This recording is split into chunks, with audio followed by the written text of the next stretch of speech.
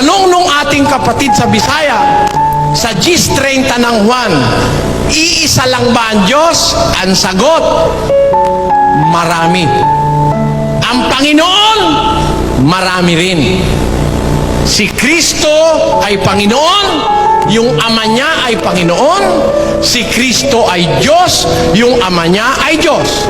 Ngayon, ang tanong doon, alam ko kung ano ibig sabihin si Kristo rin ba ang Ama? Yun ang tanong doon Hindi niya lang ma-express sa Tagalog Kasi sabi ni Kristo, ako at ang Ama ay iisa. Ang paliwanag ng mga born again, pag binasa raw na ako at ang Ama iisa, si Kristo rin daw yung Ama. Mali yun. Sana ang sinabi niya, ako rin ang Ama. Sana ganon. Ang sabi niya, ako at ang Ama ay iisa. It doesn't follow when he said that I and my Father are one. It doesn't follow that he also is the Father and the Father is the Son. No. As the born again movements claim that the Father is also Christ and Christ is also the Father. That is not true. It's not true.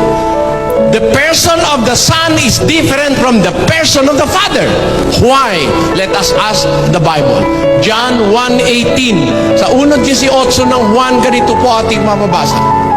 Walang taong nakakita kailanman sa Diyos. Sino nakakita? Ang bugtong na Diyos na nasa sinapupunan ng Ama, siya ang nagpakilala sa Kanya. Ayan. Meron palang bugtong na Diyos.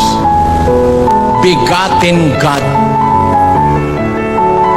Monogenes Theos sa Greek.